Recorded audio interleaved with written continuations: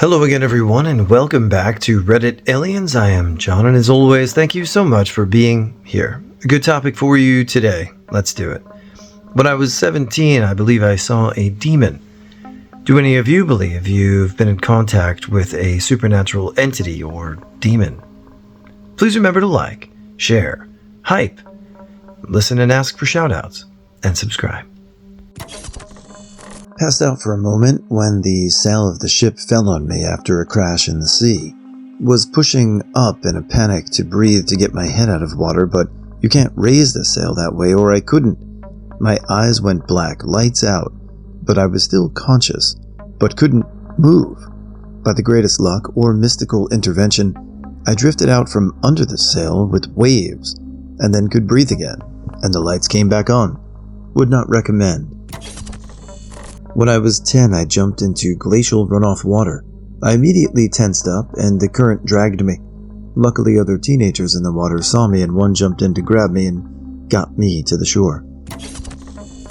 My colon twisted on itself, so a part of my colon was dying off while my poop was collecting right before the part that was twisted.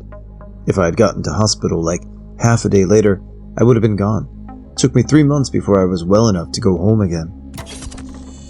It was my wedding night. We were getting married in Cape York in Nova Scotia. I couldn't sleep, and I wake up early around 6 a.m. and decide to walk the grounds at the B&B, which also served as a lighthouse, to determine the best place to exchange vows. I was all alone as my husband was sleeping, soundly. The tide was coming in, the sun was rising, it was beautiful. Keep in mind, this is backwoods Nova Scotia. There's no guardrails between the nice grassy bluffs and sheer cliffs that plummet hundreds of feet into the ocean with jagged rocks. The grass was covered in morning dew, and as I walked toward the main point of the land, I slipped. I landed on my back and started slipping. I did what I thought was reasonable and flipped onto my stomach and tried to get as much surface area with the grass as I could. Down and down I slipped, and finally, after what felt like ages, I came to a stop.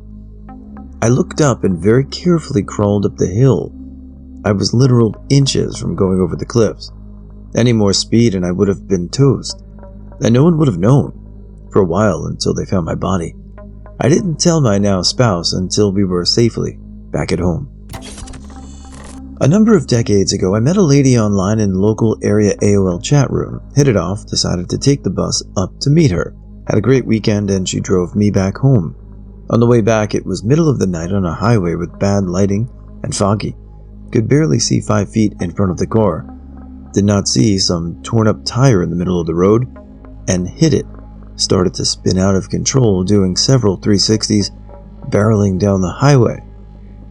Brakes slammed, finally stopped. Already foggy AF, but dust also everywhere now.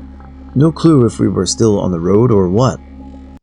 Suddenly a semi-truck flew by what felt like inches from us. Car shook and everything from the backdraft, winds, or whatever. Took a lot of dust with it.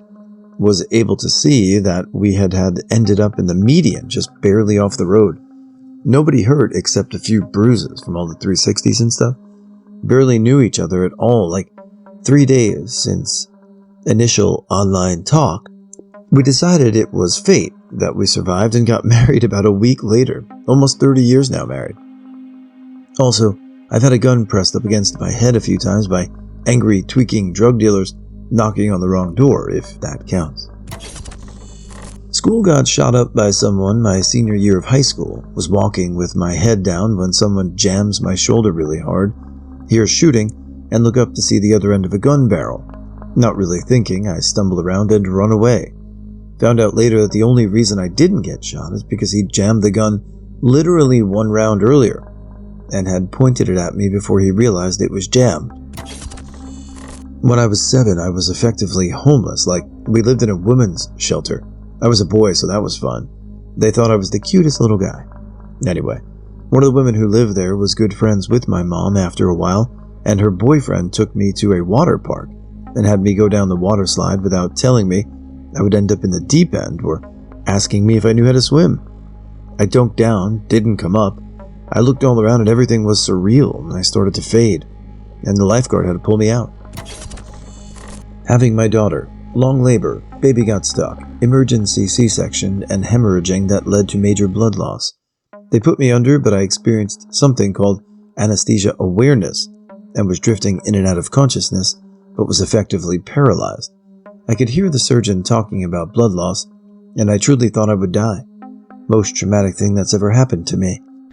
All right, it's another shout-out time today, so I want to thank a few more people who had asked for it, so let's get to it. Gary Coleman, 6912, hello.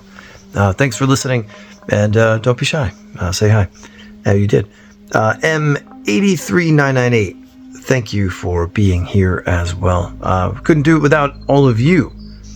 Smash Pow, I hope you're doing well in Korea. I was in Korea for 2 months in the late 90s while I was on Okinawa. We did a mountain warfare training center there in Pohang with some of the Korean military as well. So great country. I loved my time in South Korea, truly.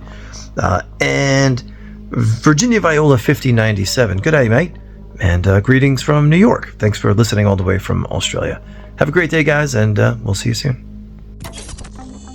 I was a teenager working at an apartment complex, was sweeping snow off of a 4th-story balcony. Wet snow and a painted wooden balcony.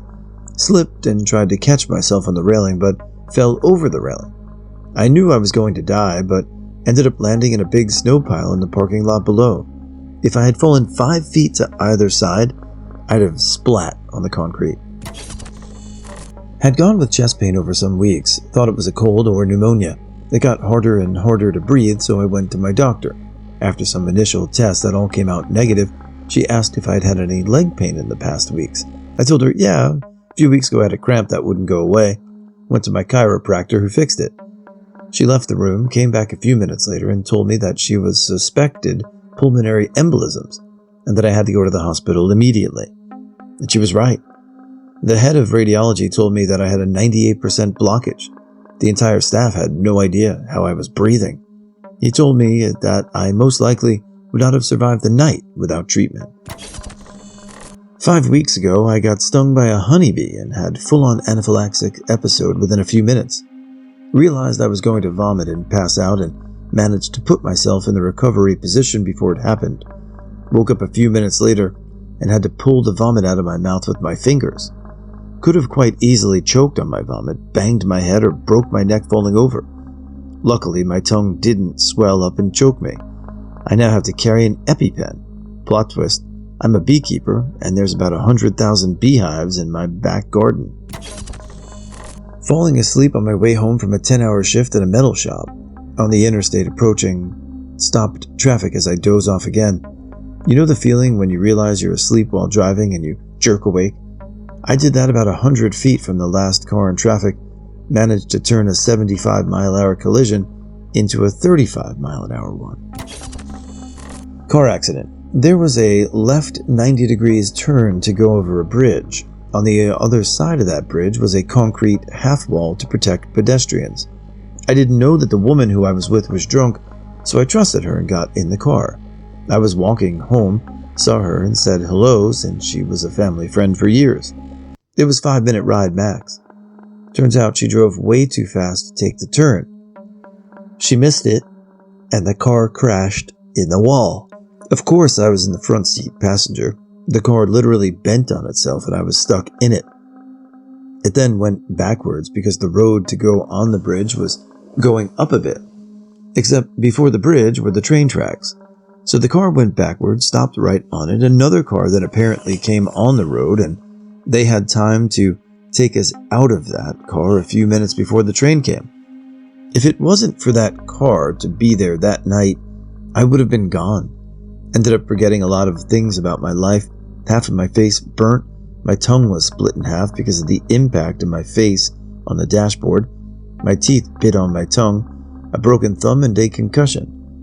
I tried to find the 2 girls who got us out of the car, as they're angels to me now. I'm now terrified with almost everyone in cars except if I'm driving myself. And it was 16 years ago. I was working as a surveyor on a mapping job out in the country. I was set up about 3 feet off the side of the road with a couple of cones out for the sake of it. The last week we'd been along this stretch of road, we'd maybe see a car an hour.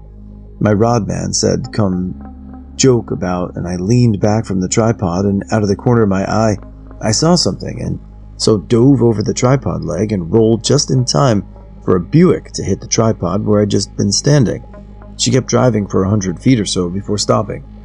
Grandma didn't realize she'd been driving half in the ditch until her windshield broke from my equipment bouncing off of it. When the cop showed up, he knew her name and told us that her family keeps hiding her keys, but she keeps finding them. In 2018, I was driving a minivan on Interstate 5 in northeastern Oregon, passing through Woodburn. I got more and more tired but continued to drive, and I was driving 3 other members of my family, to the point that I swerved off the road because I briefly lost consciousness. I quickly recovered, and luckily there was a rest stop just a minute down. I pulled in there, and then my father took the keys away from me for good reason. Was drowning when I was about 6. I fell in a 12-foot pool and was underwater thrashing for a good 35 seconds or so before someone saw me and pulled me out. Guy killed himself later on, I believe. At 8, a neighbor shot my dog with buckshot from around 35 yards away. I was standing about 5 feet from the dog and wasn't hit, luckily. Held a gun to my head when I was 11. I think it was in 1911. It was my grandfather's drawer. I held the gun to my head and took the safety off, cocked it, and pulled the trigger. I suppose I should be grateful my grandpa had taken the bullets out after I got out of the mental hospital. I put it back and didn't attempt for another few years. At 13, I smoked 2 bowls and a blunt of Spice/K2. Ended up in the hospital with my brain swelling and my heart stopped. They gave me something in an IV and started CPR, and I came back and my heart rate was super erratic, so I got the paddles. I don't remember most of it, but it changed my life forever. I left it with lasting psychosis or depersonalization. At 14, I took around 23 quetiapine, 10 or so colonidine, I don't know how to spell it, a bottle of melatonin. I didn't know you couldn't OD on melatonin. And then I drank 3 shots of Smirnoff. I laid in bed and waited for the worst. Didn't even fall asleep.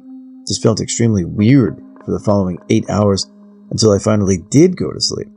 I'm not sure if I got lucky here or what. I did was much less fatal than I thought it would be. At 15, I was exploring in some woods in the snow alone with my dog. I didn't have a phone or anything, and I fell into a tree well. I fell on my back and immediately pulled my hands to my face to make an air pocket. My dog started freaking out, but I stayed there for about 2 to 3 minutes unable to move. She ended up pulling on my leash really hard, and I yelled, "Good girl." She kept pulling until I fell a little deeper and hit a branch I used to reposition myself and get out. Last year at 23, I got to the top of the parking garage, roughly 20 stories at my job, and climbed over the guardrails and stood on the ledge. It was about half the width of my feet sideways. At one point I almost slipped but caught myself. A security guard and my ex-fiancée came up and talked me off the ledge. Today, I don't know if I'm glad or not that I didn't jump. There might be more, but these are the biggest ones I can remember. There were many more attempts on my life that I don't think were nearly as close to fatal as I might remember. 11 years ago, at the age of 53, I bought powdered caffeine to mix 950 milligrams into a pre-workout shake. I'm actually a scientist and still carelessly misplaces a decimal on my scale and took 9,500 milligrams, oh boy, which had been indicated in the literature to be a lethal dose. About 48 cans of C4 energy drink for reference. Fast forward to being roused from my unconsciousness in my driveway by paramedics and firefighters, them running a protocol on me that had no result after being told I would likely die and there was no Narcan for caffeine. I signed them away via an AMA. Going in and out of lucidity, speaking in tongues, going to violently painful places in my mind, projectile vomiting, and then waking up with a heart rate of 210, but also the love and consciousness of a newborn baby. Nothing but love and wonder and a wiped hard drive. Lost money of my memory and relearned how to live in the world when all I wanted to do was sit in the garden and laugh at the miracle of things like a leaf. I jumped into the river rapids at the Provo River. They swept me under and kept pushing under the water. I didn't know how long I could hold my breath because half of it was blown out when I hit the cold water. As I tossed and turned by the current, severe panic set in as my lungs were on fire for a breath of oxygen. I fought the urge to inhale the water. My lungs were screaming. Then everything went peaceful. So peaceful that moment in my life is what defined peaceful. I was surrendering to the peace when my head shot out of the water. My lungs filled themselves with oxygen. I was lost at sea in a 20-foot-6 sailboat that was hit by 3 disasters. Lost for 1 week in the Triangle during hurricane season. I was choked unconscious by a boa constrictor as a child. I was clinging to a 1,000-foot sheer rock face after falling, and I've survived all due to people saving my life. The closest to death was during a paid research study I entered myself into during college. Somehow I got something like insulin. I was later told that they cut my leg open to get venous access. I was told I had a seizure, and my serum glucose was 21 milligram deciliter when they started resuscitation. I've never done paid medical research again, but I'm fine, and I no longer take stupid risks. I received poor OB care, which led to my primary provider telling me to stop eating so much and walk more when I had a massive weight gain in 1 week, 10 plus pounds, instead of investigating what would become severe pre-E within 24 hours. When my husband rushed me to the hospital because I was struggling to be coherent and had a headache that a migraine dreams of becoming, a long-ass failed 80-hour induction left me so exhausted that I crashed multiple times. The overworked nurses missed a few doses of my meds, and I developed HELP syndrome, which is basically organs shutting down. I'm very, very lucky to have made a full recovery, and somehow my blood pressure and kidney function were fully normal within a few months. In 2021, my nightly routine for sleep was half a bottle of tequila and 1 or 2 Xanax bars. Sometimes I'd drink a bit more, but not too much. Such a blissful combo, but incredibly deadly. I just didn't care. One night I drank 3/4 of the bottle and 2 Xans. Everything's fine, music in my headset as usual. Then the next minute I'm jolting awake, can hardly breathe, and I felt my heart go from this couple of heavy as slow beats to speeding up like a drum solo within seconds. I swear my system almost just stopped, which is how that combo is so deadly. It just shuts your heart down. That's when I quit benzos. When I was 16, I went into my dad's car, grabbed his loaded handgun, chambered it, put it to my temple, wiggled my finger against the trigger to leave up to the chance if it would go off. I put a decent amount of pressure on it with some wiggles, but it didn't end up going off. I've gone unconscious a few times from mixing benzos, opioids, DXM, and or alcohol together, but I didn't feel that close to death because the only negative symptoms I had were dizziness, slow breathing, and just passing out. Nothing hurt, and there weren't side effects after coming down. My first college and year in college, while withdrawing from heroin, I ordered a shotgun online, but the place I shipped it to had a 21 plus policy to do transfers, and I was 18. At the state I was in, I was very sure that I'd not had that oversight about the store policy. I would have used it on myself shortly after requiring it. It's more likely I would have died during that episode when I just shipped it to the right place than the time when I already had loaded a handgun to my head, putting pressure on the trigger. When I was 3 years old, a space heater in my room overheated and the cord melted. It lit the carpet on fire, then the drapes, then everything else. It was late at night, and as a terrified 3-year-old, all I did was stand paralyzed in the middle of my room. My mom and baby brother at the time were downstairs, so they got out immediately. My dad came out after, and upon seeing I wasn't with them, ran back into the burning house. He ran up to my second-story bedroom and snatched me out of my room, carrying me out. We both escaped with some minor singeing and smoke inhalation. Were the timing any different, or any of my family in different areas of the house, one or many or all of us would have died in that fire. I had spinal meningitis when I was like a kid, under 10 years old. Pediatrician said if my dad brought me in any later, I would have died. One morning I was sitting down to breakfast, lowering my head to eat a spoonful of cereal, and I just couldn't bring my head back up. I was terrified.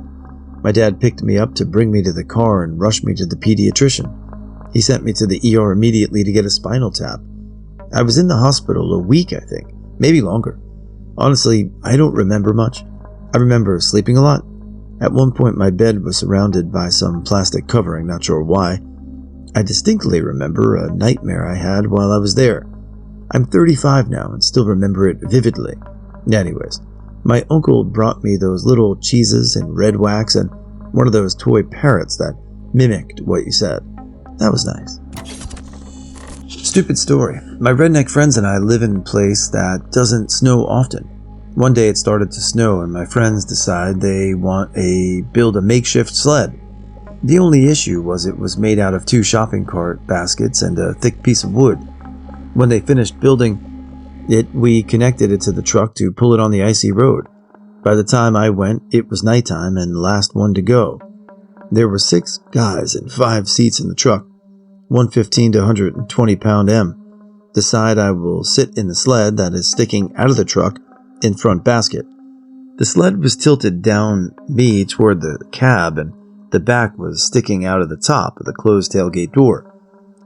We get halfway, my friends decide to do donuts with me in an empty parking lot. Halfway through, the sled started to go outward because of centrifugal force. The guys watching me from the back seat yelled at my friend to stop, but by the time they stopped, the sled was 90% out of the truck bed and almost flinging me out of the truck. Pet sitting in the countryside looking after a huge Rottweiler Bulldog mix. The weather was terrible, had been raining for days, and while I was out walking the dog down a narrow country lane, a tractor came toward us. The owner had warned me the dog was a little afraid of tractors, having grown up in the city. I climbed the steep, soaked grass mud bank at the side of the road. Dog followed me up, seeming anxious but in control, and I tried to position myself between the dog and the road so it wouldn't freak out too much. It still freaked out, waiting until the tractor was right on us, trying to dart one way then the other. I completely lost my footing, tumbling backwards down the bank and ended up managing to land with my legs facing up the road, but close enough to see that huge tractor wheel pass inches from my face. If I'd landed in a worse position, I'd have had at least lost my legs. I could claim nimbleness or reactions, but it felt like pure luck.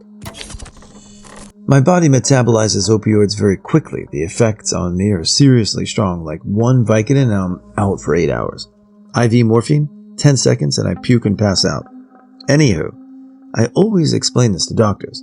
I had kidney stone lithotripsy 11 times since I was 18, and all the doctors were made aware that when they wake me up and give me pain meds, only give me half what they would normally give someone my height and weight, till they know I'm out of anesthesia and breathing.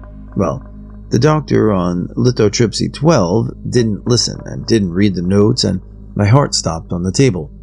They brought me back, and what should have been a 45-minute procedure lasted 4 hours. I woke up completely disoriented and crying. The nurse was practically ignoring me, and it was horrible. My husband was freaking out. I was beyond pissed when they explained it to me, and I'm positive I never got the whole story. Closest I've come to dying is when I was on my way up to the bridge of the ship I was sailing on for watch during a rough storm. As I was walking on the main deck in the rain, the ship listed further than I expected and threw me off balance. I slid across the deck and happened to be sliding right at the one opening in the rails where the gangway could be attached. Thankfully, there was a chain about 2 feet up, and I was able to catch it with my foot, which turned me sideways into the rails. This was about 15 minutes before my watch would have started at midnight, so nobody would have looked for me likely for at least 25 minutes or so.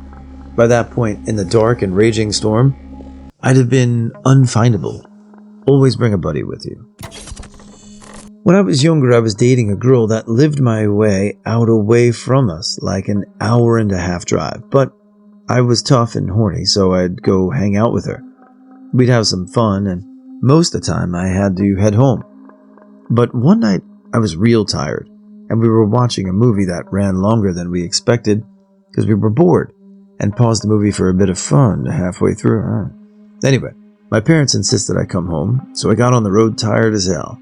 About a mile from home in the middle of the 6-lane highway, I passed out and didn't wake up till I hit the rumble strips and almost flipped my car, swerving back onto the road. Thank God no one else was out there at the time, especially cops, but I'd have def wrecked if those rumble straps weren't there. I crossed over 3 full lanes totally asleep, no idea how far I traveled, or I was going at least 70. Was with friends doing a river on 2-people boats, but when we got to the spot where we were starting, it was raining for 2 days and the river was wild, but still we started. On the second day, my ship capsized in a really fast part of the river. I was unable to rotate my body to correct position, and with strong water currents, I had a hard time to fight it, and slowly losing strength to keep my head above water at all, and was starting to lose my conscience. No idea what happened for like 30 seconds, but my conscience came back and I was already in a calm part where my friend caught me. Got me to shore while my body hurt so much, was unable to stand on my right leg, called for taxi that took me to the next camp. That was the day I almost drowned. Basically a car crash with Kawasaki Mule, not the same car but really similar. When we were celebrating friend's 13th birthday, all aged 11 to 14. 2 kids in the front, 1 driving and 5 in the back. Driver, 11 male, confused the brakes with gas pedal, and we all saw life flash before our eyes. He tried to take a turn, and the other kid in the front hit the brakes, but it was too late. The car took the turn, but it flipped over and we all fell out. I lost consciousness for some time, maybe 10 seconds, maybe 2 minutes, who knows. I fell head first into nettles. My whole face was swollen. There was a rock only 20 centimeters away from my face, and in the end, I had stage 2 concussion. 1 girl broke her arm, other dude his hip. 1 guy was in the hospital for 3 months because he lost part of his hock. 1 liter of blood, and it needed to be patched up. They took fat from his thigh to fill the hole. Still makes me sick thinking of this. 10 or so years ago, my friends and I rented a boat on a huge, popular lake. We were not even drinking or anything, just hanging out. We were going to a spot on the other side of the lake, so we were going at a good speed. I was telling some jokes and had them all laughing really hard. I had the bright idea that after my next joke, I was going to tell it, and when the punchline hit, I was going to jump off the boat to make it even funnier. Like the punchline hits, and then boom. I told the joke, they laughed, and I jumped. I didn't have a life jacket on and immediately knew I was fucked. Between the wake of the boat, the rough water from the other boats in general, etc., I was immediately treading water. My friends slowed the boat down and were turning around to come get me, but you can't just stop and turn a boat on a dime, so they had to go a ways before they could fully turn around, etc. I tried to swim toward them, and the water was beating the shit out of me, and I went a little bit, but my arms and muscles began to fade out and burned like they never have in my life. I am a marathon runner, but I've never done any legit open water swimming, etc., and I was absolutely effed. I decided to stop and tread water in place until they got back to me. But even treading water with arms that were burning and barely working was not going well. I started to cry, realizing I was super close to drowning. And as they were driving back to me, I was starting to get water in my mouth because I couldn't keep my head completely above water anymore and was truly starting to drown. I even took some water up my nose in addition to taking mouthfuls of water. It got to the point where I couldn't move my arms basically at all. I remember looking at the sky and thinking, this truly is it, and I'm going to drown and can't do anything about it. When the boat got semi-close to me, one of my friends jumped off it and grabbed me, and then more friends helped him get me back on the boat. They got me back to the boat, and I ended up puking up the water I inhaled as I started to drown. I'm not even exaggerating that I was probably 20 to 30 seconds away from going under and drowning. I have no idea why I did that. I'm not a risky person, and I never do stuff like that, but I thought it would be funny and truly came so close to dying. The lake has so many drownings every year, and I was so close to being a statistic. It scared me. even though it was my fault, to the point where I wear a life jacket if I'm around any natural body of water. Our pool I'm good with, but any natural body of water, I wear a life jacket no matter what. I was in my car going about 75 miles per hour with no seatbelt on. I crested a hill only to find a stalled car in my lane. It was night. The car was dark gray, had no lights. We were near a street light, and I didn't see it until my headlights illuminated it. Time came to a standstill. I've heard the expression, but didn't realize how literal it is. I had time to consider my options. I could hit the brakes, but given the distance and speed, there was zero chance of avoiding a high-speed collision. I wouldn't even be able to slow down very much. It was like the clock took one tick forward. I was now a little closer to the car. I had time to consider trying to swerve. There was a cement wall to one side, so I'd have to go the other way. Again, given the speed and space available, the odds of actually missing the car were low. Another single trick forward, I decided that there was a small chance I was wrong and could actually swerve around this vehicle, whereas there was no chance I was wrong about braking in time. So I decided to swerve. The decision made, time sped up again, and I found myself hurtling toward the car. I yanked the wheel to the side as hard as I could, and I saw that I was right. I was not going to miss the car. I prepared myself to see how much of what I believed about the afterlife was accurate. I struck the stalled vehicle with enough force to flip it onto its back and spin it around 90 degrees. My airbag did not deploy. My head slammed into the windshield hard enough to shatter the tempered glass, creating the stereotypical spiderweb pattern. One of my knees slammed into the dash. My forehead was reduced to the bloody hamburger and hurt like hell. And I later spent a full hour with tweezers in front of a mirror, picking slivers of glass out of my bloody mess. My neck and my knees hurt, and that was it. I was amazed to be alive, and even more amazed to be so relatively unhurt. I didn't even feel the need to go with the EMTs to the hospital. I consider it a minor miracle. Fortunately, the car I'd struck had nobody inside it. The owner had experienced a sudden and total electrical failure, and he realized how perilous it was when the car had stopped. He'd seen a cop a mile back and had gone to try to get flares.